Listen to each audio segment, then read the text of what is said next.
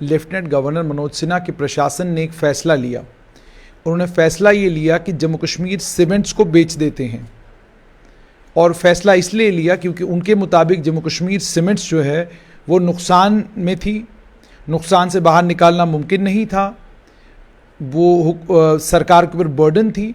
इसलिए उस बर्डन को, उस बोझ को कम करने के लिए जम्मू कश्मीर की सरकार ने फैसला लिया कि जम्मू कश्मीर सीमेंट्स को बेच दिया जाए। मैंने जब जम्मू कश्मीर सीमेंट्स के बारे में थोड़ी सी डिटेल मालूम करने की कोशिश की तो मेरे हाथ हाल ही के दिनों में लोकसभा में टेबल की गई कॉम्पिट्रोलर ऑडिटर जनरल की यानी कैग की ऑडिट रिपोर्ट साल 2022 की मेरे हाथ लगी। मैंने जब ऑडिट रिपोर्ट को देखा तो मुझे उस ऑडिट रिपोर्ट से ये पता चला कि जम्मू कश्मीर सीमेंट्स लिमिटेड को 24 दिसंबर 1974 को इनकॉर्पोरेट किया गया था, उसे कंपनी बनाया गया था, पब्लिक सेक्टर अंडरटेकिंग 24 दिसंबर 1974 को बनाया गया था। लगभग आज से 48 साल पहले, लगभग आज से 48 साल पहले, क्योंकि 2022 में हम हैं और 1974 में ये बना है, तो 48-49 साल पहले इस कंपनी को बनाया गया था। इस कंपनी की इक्विटी साल 2020-21 के खत्म होने पर 49.86 करोड़ के करीब थी। यही इसका पेड अप कैपिटल भी था, 49.86 करोड़। 14.70 करोड़ के इस कंपनी ने लोन्स उठाए थे, कर्जे उठाए थे, वो आउटस्टैंडिंग थे।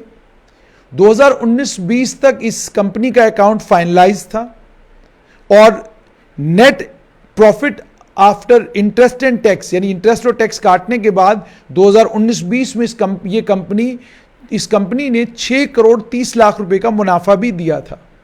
और आखिरी ऑडिट इस कंपनी का 2011-12 में हुआ था। यानी साफ तौर पर ये कंपनी 2019-20 में मुनाफे में थी, लेकिन 3 साल के अंदर अंदर ये कंपनी मुनाफे से नुकसान में चली गई।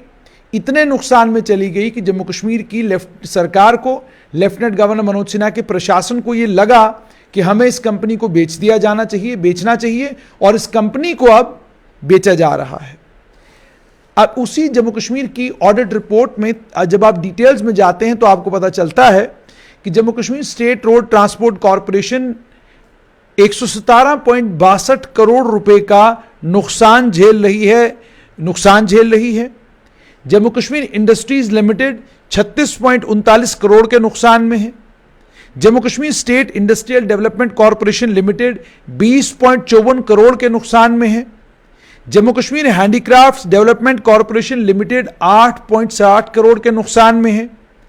जम्मू कश्मीर मिनरल्स लिमिटेड 8.38 करोड़ के नुकसान, 8.38 करोड़ का नुकसान वहां से हो रहा है। Jammu Kashmir tourism development corporation, जिसकी तारीफ करते हुए सरकार थमती नहीं, 6.14 करोड़ का नुकसान Jammu Kashmir tourism development corporation भी दिखा रही है। Schedule caste, schedule tribe, other backward classes development classes corporation जो है ये 5.97 करोड़ के करीब के लॉस में है। और कुल मिलाकर 16 पब्लिक सेक्टर अंडरटेकिंग्स हैं जो 214.51 करोड़ का नुकसान साल 2020-21 में उनके कारण हुआ, और इनमें से 7 पब्लिक सेक्टर अंडरटेकिंग्स ऐसी हैं जिनमें 203.64 करोड़ का नुकसान हुआ है, और इन 7 पब्लिक अंडरटेकिंग्स में जम्मू कश्मीर सीमेंट्स का नाम नहीं है। 18 पब्लिक सेक्टर अंडरटेकिंग्स हैं जिनका एक्यूमुलेटेड लॉस 3655.92 करोड़ के करीब है, और बाज़ाबिता कैग ने सिफारिश की थी कि इन तमाम पब्लिक सेक्टर अंडरटेकिंग्स को, जो खसारे में हैं, जो नुकसान में हैं, इन तमाम को लिक्विडेट किया जाना चाहिए, इनको बंद कर दिया जाना चाहिए, क्योंकि ये सिर्फ और सिर्फ हुकूमत पर बर्डन है। हुकूमत को इन्हें फंडिंग करनी पड़ती है, फाइनेंस करना पड़ता है, बजट का एक हिस्सा जो है वो इनको देना पड़ता है। वो इसलिए देना पड़ता है ताकि ये काम करती रहें, क्योंकि इन पब्लिक सेक्टर अंडरटेकिंग्स में बहुत सारे कर्मचारी हैं जो काम कर रहे हैं। जो कर्मचारी वहां पर काम कर रहे हैं, उन कर्मचारियों की वजह से इन पब्लिक सेक्टर अंडरटेकिंग्स को लगातार इनको जिंदा रखना है ताकि ये चलती रहें।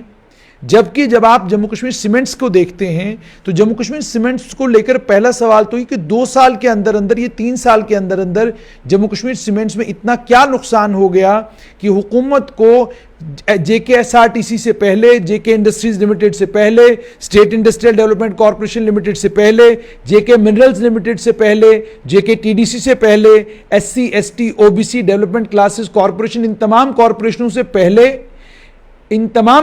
से पहले उन्होंने ये सोचा कि हम जम्मू कश्मीर सीमेंट्स को बेच देते हैं। क्या जरूरत पड़ी? दूसरा सबसे अहम सवाल ये कि अगर 16 PSUs में आपको 214.51 करोड़ का नुकसान है और 18 PSUs में 3655.52 करोड़ का नुकसान है, तो फिर आप इन तमाम PSUs को बंद करने का फैसला बैक वक्त क्यों नहीं ले रहे हैं? ये आधा अधूरा अधूरा काम क्यों कर रहे हैं आप? और जम्मू कश्मीर सीमेंट्स को लेकर, जैसे मैंने आपको कहा, अगर ये प्रॉफिट मेकिंग यूनिट था 2019-20 में, अगर इसने 6.30 करोड़ का आपको फायदा दिया था, तो आपने इंक्वायरी कमेटी बिठाकर यह मालूम क्यों नहीं किया पहले कि कौन लोग थे रिस्पॉन्सिबल जिनके कारण जम्मू कश्मीर सीमेंट्स नुकसान में चला गया? आपने एक इंक्वायरी कमेटी बिठाकर यह मालूम क्यों नहीं किया कि किन लोगों की वजह से एक प्रॉफिट मेकिंग यूनिट एक लॉस मेकिंग यूनिट में तब्दील हो गया? उन लोगों को के खिलाफ आपने सख्त कानूनी कार्रवाई क्यों नहीं की? आप उन लोगों को इस कॉरपोरेशन से बाहर निकालकर एक अच्छा सा मैनेजिंग डायरेक्टर इस कॉरपोरेशन को देकर और स्टाफ को और ज्यादा क्या कहते हैं बेनिफिट्स देकर, क्या आप जम्मू कश्मीर सीमेंट्स को एक कामयाब यूनिट में नहीं बदल सकते थे? क्या आपने वो एवेन्यूज एक्सप्लोर करने की कोशिश की? क्योंकि जाहिर सी बात है, कोई भी कंपनी अगर नुकसान में चली जाती है तो पहला उस कंपनी की कोशिश ये होती है कि वो कहीं से लोन ले ले, या कहीं से अगर ऑलरेडी उसने लोन लिया हुआ उसको रिस्ट्रक्चर करवाए और अपने आप को जिंदा रखने की कोशिश करे। और दोबारा से, क्योंकि आप ये समझ सकते हैं कि 2 साल का जो वक्त गुजरा है वो सारी कंपनीज पर बड़ा सख्त गुजरा है। एक तो कोविड-19 के कारण कंपनीज में काम नहीं था, कोविड-19 के कारण बहुत सारी कंपनीज जो थी, जो प्रॉफिट मेकिंग थी, वो लॉस मेकिंग यूनिट्स में तब्दील हो गई। लेकिन गवर्नमेंट ने किसी भी कंपनी को बंद करने के बारे में नहीं सोचा, बल्कि गवर्नमेंट ने पूरी कोशिश की कि इन कंपनियों को बंद करने की बजाय इनको थोड़ा और पैसा देकर इनको दोबारा से खड़ा करने की कोशिश की जाए, ताकि जो लोग इन कंपनियों में सालों से काम कर रहे हैं वो इन कंपनियों को में और ज़्यादा मेहनत के साथ काम करें, ताकि ये कंपनियां और मजबूत बने, यहाँ से हमको फ़ायदा आए, और फ़ायदा जब आएगा तो हम और ज़्यादा लोगों को इन कंपनियों में एम्प्लॉय कर सकते हैं। सरकार ने ये कोशिश की। लेकिन यहां जब 3 साल के अंदर अंदर एक प्रॉफिट मेकिंग, एक फायदे में जो कंपनी थी वो एक लॉस मेकिंग यूनिट में तब्दील हो गई, तो किसी ने भी ये ठीक नहीं जाना कि पहले कम से कम इंक्वायर तो किया जाए, मालूम तो किया जाए कि आखिरकार एक फायदे में होने वाली कंपनी नुकसान में कैसे बदल गई। और अगर अब आपको कंपनियों को लिक्विडेट ही करना है, क्योंकि आप किसी भी लॉस मेकिंग यूनिट को एक लंबे वक्त तक बर्दाश्त नहीं कर सकते, क्योंकि एक तो वो आपके बजट पर बोझ बनती हैं कंपनियां, और दूसरा बोझ बनने के साथ साथ में वो एक इकोनॉमिक परेशानी भी हुकूमत के लिए बनती है। लोगों के लिए तो जाहिर सी बात है, वहां पर एम्प्लॉयमेंट है, उनकी नौकरियां हैं, वो तो उस जहन से सोचेंगे। लेकिन हुकूमतें उस जहन से बहुत कम सोचती हैं और इस जहन से ज़्यादा सोचती हैं कि अगर हमने कोई कंपनी खोली हुई है तो उससे हमको फ़ायदा है या हमको नुकसान है। तो नतीजतन अब जम्मू कश्मीर सीमेंट्स को बंद करने का फैसला कर लिया गया है। इसको बेचने के लिए सरकार जो है ने ऑलरेडी तैयारी कर ली है। लेकिन मैं आपके सामने दोबारा आपको ये बताऊं कि 24 दिसंबर 1974 को जिस कंपनी की संग बुनियाद डाली गई, वो कंपनी 2019-20 में 6.30 करोड़ का मुनाफा देती है, और 2022 में अक्टूबर में हुकूमत ये तय करती है कि हमने इस कंपनी को बेच देना है। जबकि JKSRTC JK industries, industrial development corporation, JK minerals limited, JK TDC और ये बाकी कॉर्पोरेशन जो लगभग 18 के करीब कॉर्पोरेशन हैं, इनमें कुल मिलाकर 3655.52 करोड़ का नुकसान सरकार को हो रहा है। लेकिन सरकार इनको बंद करने के बारे में नहीं सोच रही। उल्टा सरकार ने Jammu Kashmir state road transport corporation में और ज्यादा मजबूत करने की कोशिश कर रही है उसको।